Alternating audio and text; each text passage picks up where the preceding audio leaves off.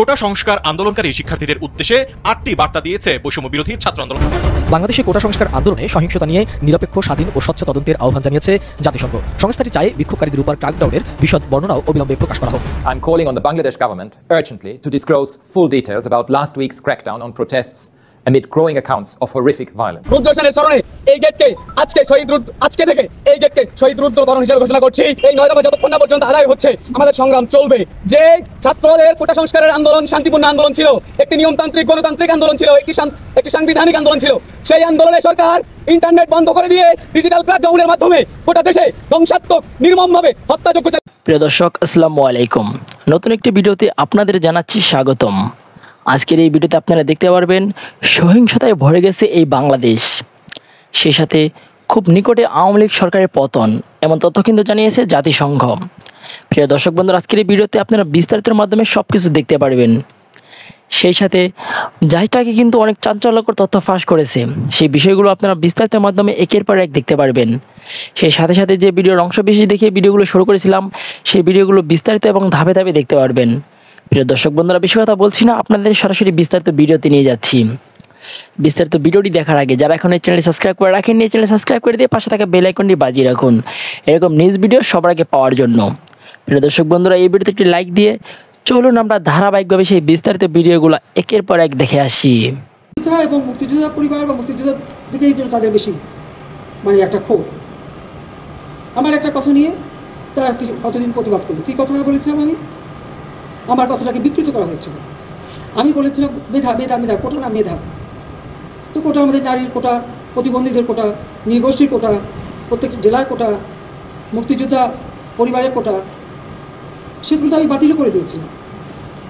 তারপরে কোটা না মেধা, মেধা না কোটা, কোটা মেধার মধ্যে একটা তফাতের কি আছে? এখানে মেধাই তো হয়। প্রথমে প্রিলিমিনারিতে তাদেরকে পরীক্ষা নেওয়া হয়, এরপর লিখিত পরীক্ষা হয়। লিখিত পরীক্ষা পাশ করলে তখন তাদের ভাইবা নেওয়া হয়। ভাইবা নেওয়ার পরে তারপর যখন পদায়ন করা হয় তখন যারা মেধাবী তারাই পায়, আর অবশ্যই এই কোটাগুলি ভাগ করে দেওয়া হয়। তাহলে যারা পরীক্ষা দিয়ে মেধাবী তারাই তো পাচ্ছে। সেই সূত্রে আমি বলেছিলাম যে কি মেধাবী কি শুধু মুক্তিযোদ্ধা পরিবারের সন্তান সন্ততিরা কি মেধাবী না? তাহলে মেধাবী কি শুধু ওই রাজাকারের ছেলে মেয়ে? এটা বলার সাথে সাথে তাদের স্লোগান দেওয়া কি বিকেল 4টায় আমি প্রেস কনফারেন্স করি, কয়েক ঘন্টা চলে যায়। হঠাৎ রাত্রেবেলা কোথায় 11টা 11:30 দিকে দেখলাম অনেক ছেলে মেয়ে বের হয়ে আসছে, মেয়েরা হল থেকে বের হয়ে আসছে। তাদের স্লোগানটা কি? তারা রাজাকার, তুমি কে আমি কে, রাজাকার রাজাকার, তোমার বাবা আমার বাবা রাজাকার রাজাকার। তার মানে তারা নিজেদেরকে রাজাকার হিসেবে পরিচয় দিল। আমি তো তাদের রাজাকার বলিনি, তারা নিজেরাই স্লোগান দিয়ে নিজেদেরকে রাজাকার হিসেবে পরিচিত করলো সকলের কাছে।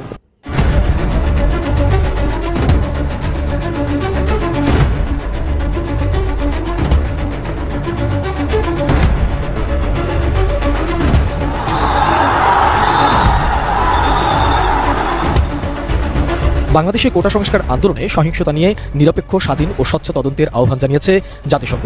সংস্থাটি চায় বিক্ষোভকারীদের উপর ক্র্যাকডাউনের বিশদ বর্ণনাও অবিলম্বে প্রকাশ করা হোক। I'm calling on the Bangladesh government urgently to disclose full details about last week's crackdown on protests amid growing accounts of horrific violence. বিক্ষোভ দমনে কি কি ঘটেছে তার বিস্তারিত তথ্য জরুরিভাবে প্রকাশ করতে সরকারের প্রতি এই আহ্বান জানানো হয়েছে। জাতিসংঘের মানবাধিকার বিষয়ক কমিশনার ফলকার টুর্ক এই আহ্বান জানান। একই সঙ্গে আইনশৃঙ্খলা রক্ষাকারী বাহিনীর সব অভিযান যেন আন্তর্জাতিক মানবাধিকার বিষয়ক রীতিনীতি ও মানদণ্ড মেনে হয় তা নিশ্চিত করার আহ্বান জানানো হয়। বৃহস্পতিবার এক সংবাদ বিজ্ঞপ্তিতে ফলকার টুর্ক বলেছেন, সবশেষ প্রাপ্ত খবরে দেখা যাচ্ছে যে আন্দোলনের জেরে 170 জনেরও বেশি নিহত এবং 1000-এর বেশি মানুষ আহত হয়েছেন। আহত ব্যক্তিদের কাউকে চিকিৎসা নিতেও দেওয়া হয়নি। এখনও অনেক নিখোঁজ রয়েছে। অন্তত 2 জন সাংবাদিক নিহত এবং বেশ কয়েকজন আহত হয়েছেন। বিরোধী দলের সদস্য সহ কয়েকশো মানুষকে গ্রেপ্তার করা হয়েছে বলেও খবর পাওয়া গেছে।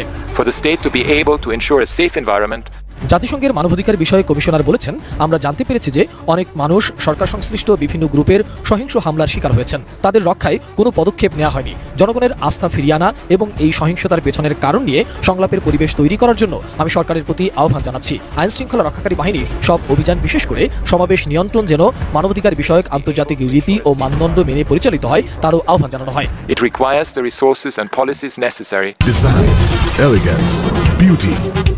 সেরা পণ্য সবার জন্য। Jevico. সরকারের প্রতি আন্তর্জাতিক আইন মেনে সাংবাদিক ও গণমাধ্যম সহ সবার প্রতি পরিপূর্ণভাবে ইন্টারনেট ব্যবহারের সুযোগ এবং স্বাধীনভাবে যোগাযোগ করতে দেওয়ার আহ্বান জানিয়েছে ফলকার তুর্ক। তিনি বলেছেন, দীর্ঘ সময়ের জন্য ইন্টারনেট বন্ধ রাখার মতো পদক্ষেপগুলোতে আন্তর্জাতিক আইনের লঙ্ঘন, জনগণের মতপ্রকাশের স্বাধীনতা ও শান্তিপূর্ণ সমাবেশের প্রতি সম্মান জানানোর রাষ্ট্রের বাধ্যবাধকতা প্রতিপালন ব্যাহত হয়। পাশাপাশি এতে নাগরিকদের সমবেত হওয়া ও চলাচল, স্বাস্থ্য, শিক্ষা এবং অর্থনৈতিক কর্মকাণ্ডের স্বাধীনতা সহ নানা স্বাধীনতা লঙ্ঘিত হয়েছে। হাইকমিশনার তার অফিসের সহায়তার প্রস্তাব দিয়ে মানবাধিকার লঙ্ঘনের সব অভিযোগের একটি নিরপেক্ষ, স্বাধীন ও স্বচ্ছ তদন্তের আহ্বান জানান। that incorporates prevention measures. এর আগে বুধবার জাতিসংঘ মহাসচিবের মুখপাত্র স্টিফেন ডুজারিক বাংলাদেশে সাম্প্রতিক সহিংসতার সব ঘটনার স্বচ্ছ ও বিশ্বাসযোগ্যভাবে তদন্তেরও আহ্বান জানিয়েছেন। All acts of violence should be investigated in a transparent and credible manner. People need to be held to account. Mohammad সোহাগ বিশ্বাস, ATN news, Dhaka. Peacefully, and that the authorities guarantee. কোটা সংস্কার আন্দোলনকারী শিক্ষার্থীদের উদ্দেশ্যে 8টি বার্তা দিয়েছে বৈষম্য বিরোধী ছাত্র আন্দোলন। এসব বার্তার মধ্যে রয়েছে হতাহতদের তালিকা তৈরি, হত্যা ও হামলায় জড়িতদের চিহ্নিত করা, বিশ্ববিদ্যালয় ও হল খুলে দিতে চাপ তৈরি করা। বৃহস্পতিবার এসব বার্তা সংবলিত একটি বিবৃতি সামাজিক যোগাযোগ মাধ্যম ফেসবুকে পোস্ট করেছেন বৈষম্য বিরোধী ছাত্র আন্দোলনের বেশ কয়েকজন সমন্বয়ক।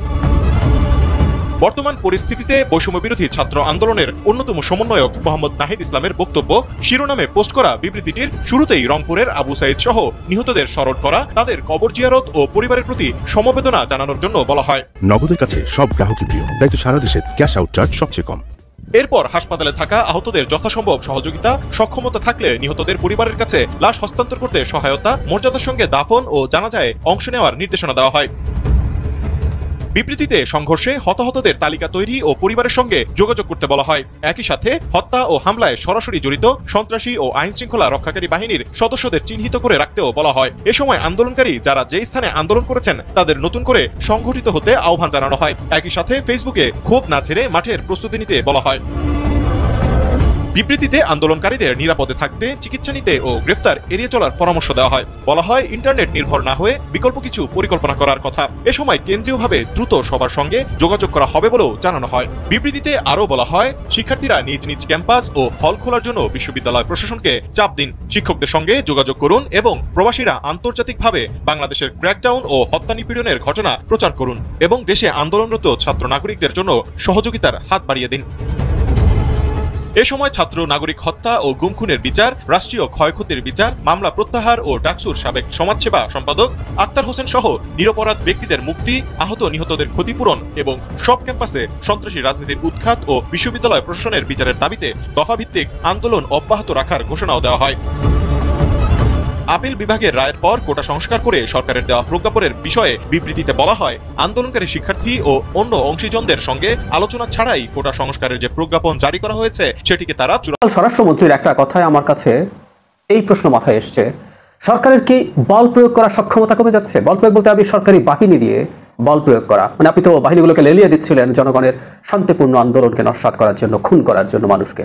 সেই সক্ষমতা কমে আসছে কিনা এই প্রশ্নটা মাথায় এসছে এবং আমি ধারণা করি সেটা সম্ভবত কমে আসছে। কেন কমে আসছে, কেন মনে হচ্ছে এরকম, সেই ব্যাপারটা নিয়ে কথা বলবো। তার আগে খুব গুরুত্বপূর্ণ দুটো স্টেটমেন্টের দিকে আপনাদের দৃষ্টি আকর্ষণ করতে চাই। একটা হচ্ছে জাতিসংঘের মানবাধিকার হাই কমিশনার যিনি আছেন ফলকার তুর্ক, তিনি একটা স্টেটমেন্ট দিয়েছেন এবং আরেকটা হচ্ছে জাতিসংঘের অনেকগুলো মানবাধিকার সংস্থার অনেকগুলো আলাদা আলাদা সেকশন আছে, অনেকগুলো বিষয়ের জন্য আলাদা আলাদা বিশেষজ্ঞ র্যাপোর্টিয়ার আছেন, তারা একটা জয়েন্ট স্টেটমেন্ট দিয়েছেন। আর সেটাও এই দুটোকে একত্র করি, তারপর স্বরাষ্ট্রমন্ত্রী কি বলেছেন এবং সেটা থেকে কেন আমি এমন ইন্টারপ্রিট করছি সেটা নিয়ে কথা বলবো।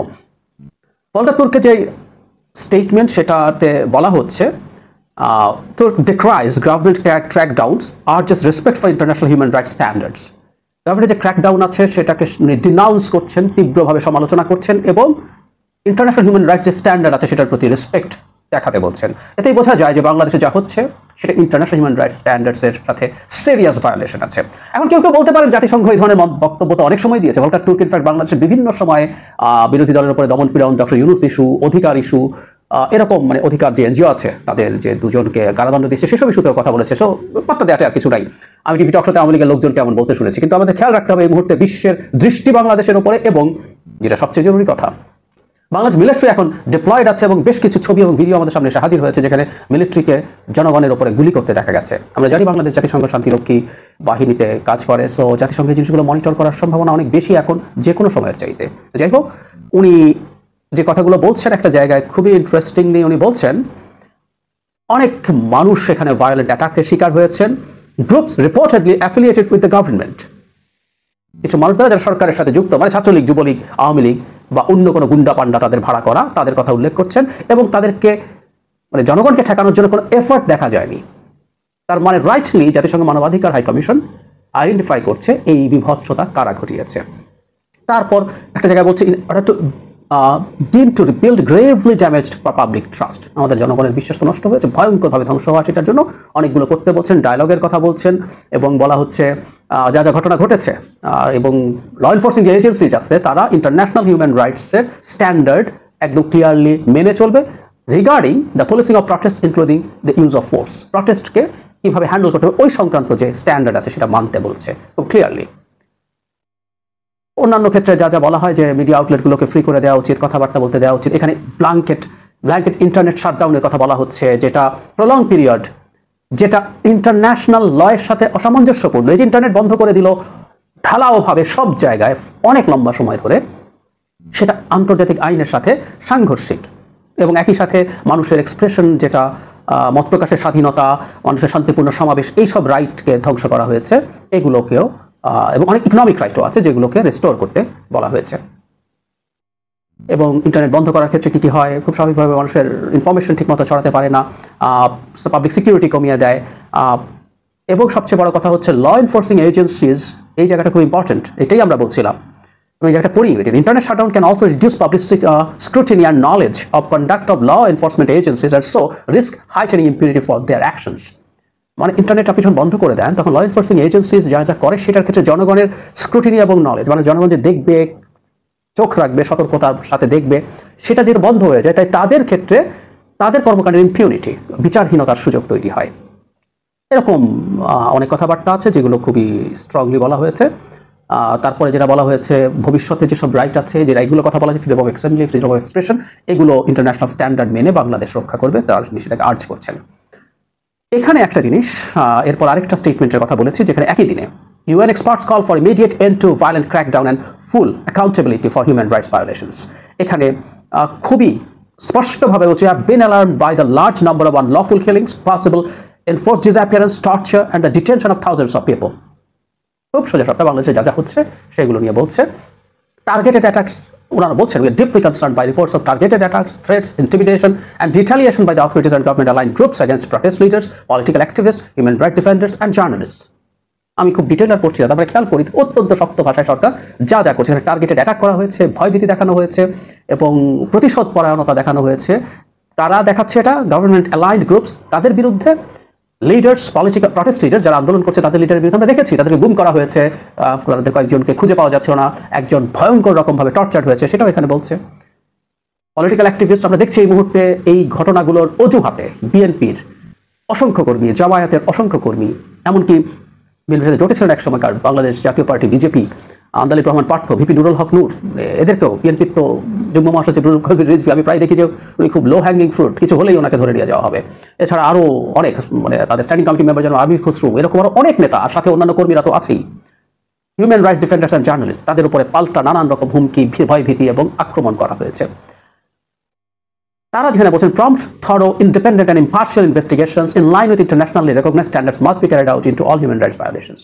Clearly, এগুলো বলা হয় সঠিক ইন্টারন্যাশনাল স্ট্যান্ডার্ড মেনটেন করে সব হিউম্যান রাইটস ভায়োলেশনস তারা যাতে করে। এরপর সব গ্রুপকে শান্ত হওয়া, আলোচনা করার কথা, এগুলো বলেছে। এর মধ্যে আরও অনেক কথাবার্তা আছে, আমি ওনারাও ইন্টারনেট শাটডাউনের কথা বলেছে, রাইট টু ইনফরমেশন নষ্ট করে দিয়ে আসলে আপনার মধ্যে যে ভয়ঙ্কর কোনো খারাপ চিন্তা আছে, কুচিন্তা আছে, আপনি খারাপ কিছু করতে যাচ্ছেন, এই ব্ল্যাক আউট দিয়ে সেটাই প্রমাণিত হয়। এসব কথা তারা তুলে এনেছেন রাইটলি। এখানের মধ্যে এই লিস্টটা দেখুন, বিভিন্ন রকম যেসব আমাদের মানে জাতিসংঘের যেগুলো বিভিন্ন ইন্ডিপেন্ডেন্ট মানে হিউম্যান রাইটস যে হাই কমিশন আছে তার আন্ডারে অনেকগুলো আছে, যেমন ধরুন independent expert on human rights and international solidarity, independent expert on promotion of a democratic and equitable international, এরকম অনেকগুলো আছে। আমরা একজনকে চিনি এই লিস্টের, আইরিন খান। এরকম যতগুলো সংস্থা, স্পেশাল রেপোর্টিয়ার আছে, প্রত্যেকটা বিশেষজ্ঞরা আছেন, প্রত্যেকে এখানে এসে যুক্ত হয়ে স্টেটমেন্ট দিয়েছেন জাতিসংঘের কাছে, মানবাধিকার হাই কমিশনের কাছে জানিয়েছেন এবং তারা স্টেটমেন্ট দিয়েছে। তার মানে আমরা বুঝতে পারি, আবারও বলছি, এবার জাতিসংঘের এই স্টেটমেন্টগুলোকে খুব ছোট করে দেখার কিছু নেই। আগে আমরা 2-3 জন রেপোর্টিয়ারকে বাংলাদেশের ইস্যুতে কথা বলতে দেখেছি, এবার সবাই মিলে এটা করেছেন, সবাই এখানে আছেন। এই হচ্ছে পরিস্থিতি। তার মানে বাংলাদেশের পরিস্থিতি এখন খুব সিরিয়াসলি ইন্টারন্যাশনাল মনিটরিং এর মধ্যে ঢুকে গেল। মিডিয়াগুলোতে প্রচুর তথ্য যোগী মিডিয়ার তথ্য, ওয়েস্টার্ন বা পশ্চিমা যেসব মিডিয়া আছে সেগুলোর যে তথ্য, সেগুলো যে যথেষ্ট রকম প্রবলেম তৈরি করছে। আমরা খেয়াল করবো যে তথ্য প্রতিমন্ত্রী প্রায় তাদের সকল ডিসইনফরমেশন বা মিসইনফরমেশন নিয়ে কথা বলছেন, যদিও বাংলাদেশের ডিসইনফরমেশন এবং মিসইনফরমেশন পরে বসে থাকা একটা সরকারের মুখে কথাগুলো হাস্যকর। যাই হোক, ওনারা যখন এগুলো বলছেন, তারা বিভিন্ন সাংবাদিককে ডেকে কথা বলার কথা বলছেন, তারা মানে রাষ্ট্রদূতদেরকে ডাকছেন, সঠিক তথ্য দেওয়ার চেষ্টা করছেন। তার মানে হচ্ছে এগুলো নিয়ে ইন্টারন্যাশনাল চাপ খুব সিরিয়াসলি আছে। এতে আমি ধারণা করি আইন প্রয়োগকারী সংস্থাগুলো আর খুব বেশি বর্বরতা চালাতে পারবে না, তাদের ওই চাপ তৈরি হয়ে গেছে। কেন বলছি খেয়াল করি। আমরা এর মধ্যে জনাব ওবায়দুল কাদের গলিতে গলিতে পাড়ায় পাড়ায় লোকজনকে রেডি থাকতে বলছেন। স্বরাষ্ট্রমন্ত্রী তিনি সফরে গিয়েছিলেন দিনাজপুর, বগুড়া, এসব জায়গায়। সেখানে তিনি একটা জায়গায় বলছেন, আওয়ামী লীগ নেতা, রংপুরে আওয়ামী লীগ নেতাকর্মীদের উদ্দেশ্যে স্বরাষ্ট্রমন্ত্রী বলেন, পকেটে হাত রেখে ঘুমিয়ে থাকলে চলবে না, ওরা সুযোগ বুঝে ঘরে ঢুকে মেরে ফেলবে, আমাদের যা করার কথা ছিল তা করতে পারিনি। যেটা বলছিলাম, স্বরাষ্ট্রমন্ত্রী দায়িত্বপ্রাপ্ত হচ্ছেন আইন শৃঙ্খলা রক্ষাকারী বাহিনীর, তিনি ওবায়দুল কাদেরের মতো দলীয় নেতাকর্মীকে উস্কানি দিচ্ছেন তারা যাতে পাল্টা নেমে যায় যারা আন্দোলন করছে তাদের বিরুদ্ধে। এটা কথা ফ্যাক্ট। কোনো মানুষ যদি আপনাকে আঘাত করতে আসে, আপনি আঘাতপ্রাপ্ত হওয়ার ঝুঁকিতে থাকেন, আপনিও পাল্টা আঘাত করতে পারেন, কিন্তু আপনি পকেটে হাত দিয়ে বসে থাকা যাবে না, রেডি থাকতে হবে, এসব বলছেন। মানে আপনি আসলে আওয়ামী লীগ, যুবলীগ, ছাত্রলীগ এদেরকে মাঠে নামাতে চাইছেন, আওয়ামী লীগ এবং অঙ্গ সংগঠনগুলোকে। কেন? ওরা ভয় পেয়ে গেছে। মজার ব্যাপার, এতদিন পুলিশের কোলে বসে বসে তারা মানুষের উপরে যাতা বর্বরতা চালিয়েছিল। এখন পুলিশ, বিজেপি তাদেরই খবর হয়ে গেছে, এখন রীতিমতো মিলিটারি নামাতে হয়েছে, ফলে তারা আর মাঠে নাই।